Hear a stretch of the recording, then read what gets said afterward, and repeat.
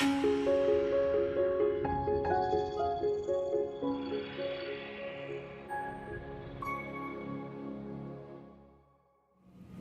ici Céline Miron, accompagnatrice d'exception pour les gens qui veulent prendre de l'envergure. Et je réalise aussi des capsules dans le but d'inspirer des femmes qui ont une passion, un don, un talent à créer leur entreprise pour accéder à plus de joie de vivre, de bonheur d'être et d'accéder à la meilleure version d'elle-même. Aujourd'hui, dans le cadre des capsules Celles qui osent, j'ai le plaisir de recevoir Isabelle Huot de Kilo Solutions. Bonjour Céline. Merci beaucoup d'avoir accepté. Ah, ben c'est un plaisir, puis bravo pour ce que tu fais parce que c'est un modèle aussi. Ah, ben parlant de modèle, bravo Oui. aussi pour lauréate Oui.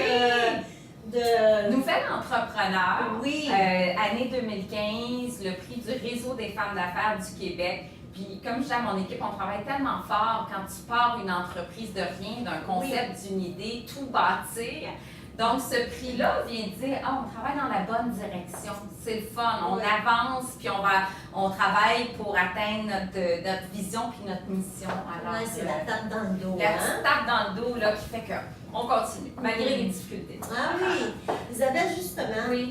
parle-moi, toi, c'était quoi ton élément déclencheur qui a fait, OK, on part la patente? Bien, en fait, j'ai toujours eu beaucoup d'initiatives. Dans le cadre de mes études, je voulais pas faire mes stages ici à Montréal. Donc, j'ai écrit, il n'y avait pas Internet à l'époque, là. J'ai 45 ans. Fait que, durant mon bac, j'ai écrit des lettres à la main en France, en Italie, à Londres, pour me trouver des stages à l'étranger. Aujourd'hui, c'est beaucoup plus facile, là, avec Internet et tout ça. Donc, je suis partie à l'étranger, j'ai fait une partie de mon bac, une partie de ma maîtrise là-bas. J'aimais prendre des initiatives puis faire les choses différemment. Ensuite, j'ai fait mon doctorat, j'ai fait ma place dans les médias comme nutritionniste. Il y en avait très peu à l'époque. Louise Lambert-Lagacé, Oui. Hélène Laurando, des pionnières. Oui. Puis ensuite, moi, on en voit de plus en plus parce qu'on ouvre des portes à ce métier-là, qui est le métier de la communication en nutrition. Donc, je travaille dans les médias depuis 15 à 20 ans. Puis à l'aube de la quarantaine, je me suis dit, ben c'est bien de travailler dans les médias, mais je suis une fille de défis, j'aime toujours les nouveaux défis. Donc, j'avais le goût d'autre chose. Je travaillais en clinique privée depuis la fin de mon bac, depuis une vingtaine d'années, à recevoir des clients. J'en reçois encore. Je trouve ça important de voir encore les gens, les besoins, les préoccupations. Et puis, j'ai lancé ma première clinique de nutrition. Aujourd'hui, j'en ai 5. Et cette année, j'en ai 5 de plus qui vont s'ouvrir aussi. En parallèle, c'est mes clients qui me donnent des idées, une gamme de plats prêts à manger. Parce que mes clients disaient, c'est super tes livres, j'ai écrit 9 livres jusqu'à maintenant. Le poulet à l'asiatique est super bon, c'est gentil! Oui. Ah oui, Oui. Ben, super! Fait que les ventes en épicerie vont très bien. J'ai lancé un site web transactionnel aussi avec des ventes en ligne. Et j'ai 30, 40 en fait repas prêts à manger en ligne. Puis ça, c'est facile, c'est livré directement chez vous à domicile ou au bureau.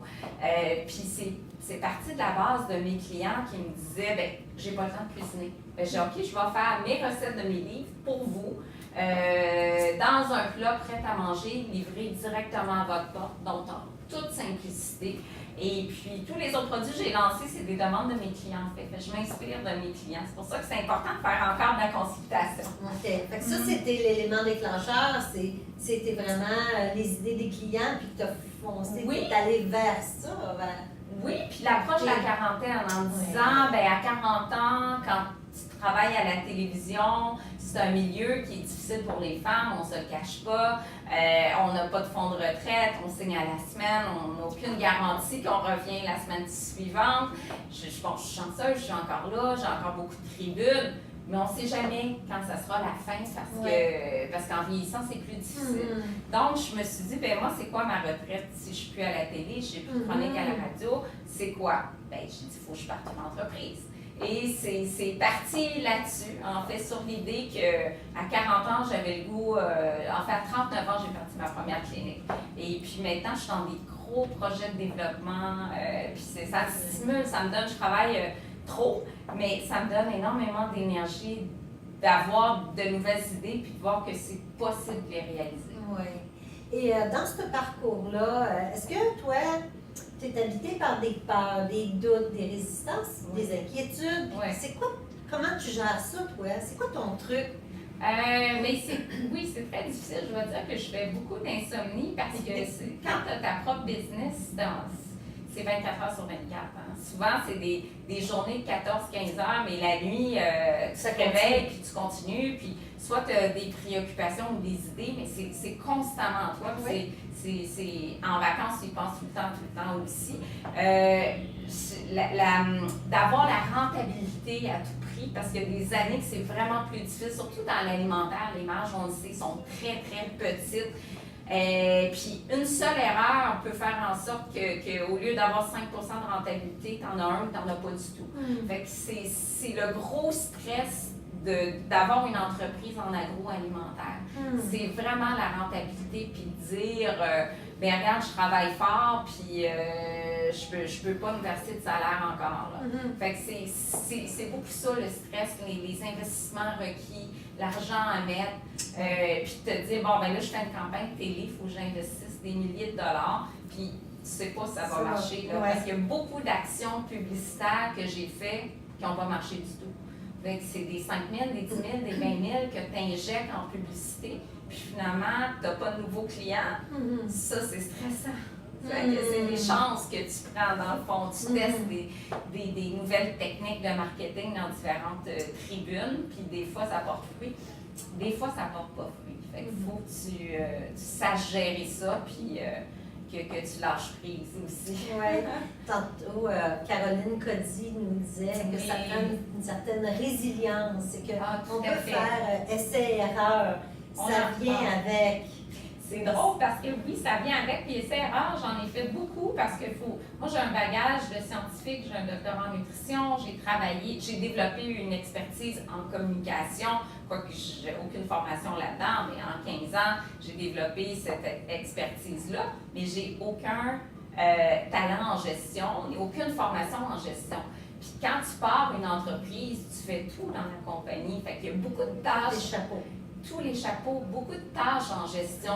Donc, je me disais, bon, je fais beaucoup d'erreurs, mais en parlant à des dames comme Danielle Henkel, comme Cora, comme Caroline Néron, ben, elle me dit, Isabelle, on fait plein d'erreurs. Encore aujourd'hui, on en fait tous. Donc, là, tu réalises, OK, c'est peut-être pas parce que j'ai pas de bagage en gestion, c'est qu'avoir une entreprise, peu importe la grosseur, la taille, ça vient avec son lot de succès et son lot d'erreurs. Puis il faut que tu apprennes de tes erreurs. Fait que je pense que c'est beaucoup ça. Depuis 6 ans dans l'entreprise, j'ai eu des erreurs qui venaient d'ici, mais j'ai côtoyé des gens aussi qui m'ont fraudé. J'ai recommencé, je peux te dire que j'ai recommencé 3 fois. Puis la 3e fois, tu dis, c'est la bonne, là, parce que des fois, tu te dis, est-ce que j'abandonne ou je poursuis? Une fille qui est partie avec mes idées, tous mes clients. Je me suis relevée, j'ai recommencé à zéro. Là, une autre erreur, j'ai tout perdu mes clients, je me suis relevée, j'ai reparti à zéro. Mais des fois, tu es découragé, là, tu te dis, est-ce que j'abandonne tout? Je continue, mais je pense que comme entrepreneur, c'est dans toi, tu ne peux pas abandonner. Non. Tu n'abandonnes jamais parce que tu te dis, non, attends, je vais finir par y arriver. Puis cette fois-ci, je pense que c'est la bonne. Oui. Ouais. C'est ça. Puis on n'arrête pas d'être entrepreneur, comme tu dis, durant les vacances. Quand on dort, tout le temps. Il y a toujours ces là. C'est toujours là. Moi, en vacances, je prends mes courriels tous les jours. Même je pars en Asie, je suis allée au bout du monde, je prends mes courriels tous les jours quand même.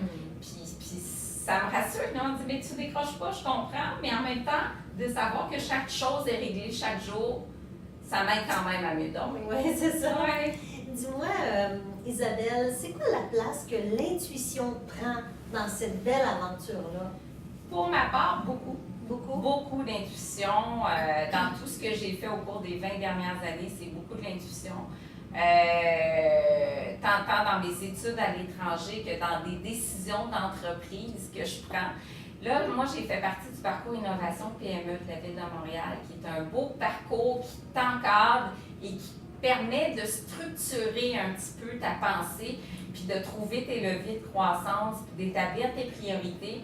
Donc, de la gestionnaire 100% intuitive, je suis passée à une gestionnaire avec plus de structure, d'encadrement, mais je laisse quand même de la place à l'intuition. Vraiment. Je pense que si je passe quelqu'un en entrevue, si je le sens pas, même si elle a toutes les capacités sur papier, je la prendrai pas. Je la prendrai pas. Fait que maintenant, beaucoup, parce que je pense que les deux ont leur part dans la gestion d'une entreprise. Sauf que maintenant, je travaille plus mes modèles d'affaires, je travaille plus mes priorités, j'établis mes chiffres de croissance souhaités, je mets les stratégies en place. Donc, j'encadre tout ça un peu plus, mais l'intuition a toujours sa place. Toujours sa place. De quoi es-tu le plus fière, Isabelle? De relever des difficultés. Autant c'est difficile de relever, je suis fière. J'ai continué. La persévérance, je dirais. Persévérer malgré tout. À chaque fois que tu peux abandonner, tu persévères, puis après ça, tu regardes derrière, puis tu te dis hey, je suis contente d'avoir persévéré, malgré les embûches, malgré les difficultés. Puis fière de mon équipe aussi, parce qu'on est une équipe, on grossit de plus en plus, mais je veux dire, le noyau de base dans mon équipe, c'est Amélie et Stéphanie qui sont là depuis le tout début, puis qui ont vu de toutes les couleurs aussi avec moi. Ouais. Fait que c'est un... Puis j'ai plein de gens aussi d'exception dans l'équipe, puis je pense que ça, c'est important. C'est un noyau tissé serré, puis c'est des gens de cœur, puis c'est important de choisir ton équipe avec les mêmes valeurs qui te rassemblent, en fait. En terminant déjà, qu'est-ce que tu dis à une future entrepreneur? D'oser, ça c'est clair. Savoir oser, parce que des fois, on a beaucoup de peur d'oser, de foncer, de ne pas hésiter d'approcher des gens. Des fois, tu vas non, je ne peux pas l'approcher, mais j'aimerais tellement. Moi, j'ai des jeunes qui m'écrivent aujourd'hui, tu es mon modèle. J'ai toujours du temps pour ces filles-là ou pour ces gars-là, parce qu'il y a des gars aussi. Donc, d'entrer en contact avec des gens inspirants, d'oser les contacter, d'oser partir une entreprise sur la base d'une idée, mais surtout de ne pas lâcher à la première erreur ou à la première défaite, de toujours persévérer. Puis je pense que la persévérance, c'est en moi, puis il faut que ça soit dans chaque entrepreneur. Ah oui, tellement. Merci. Merci beaucoup, Céline. Isabelle. C'est un plaisir. Merci beaucoup. Alors, vous allez avoir les coordonnées d'Isabelle et de Solution Kilo. Kilo Solution. Je fais une petite de Kilo Solution.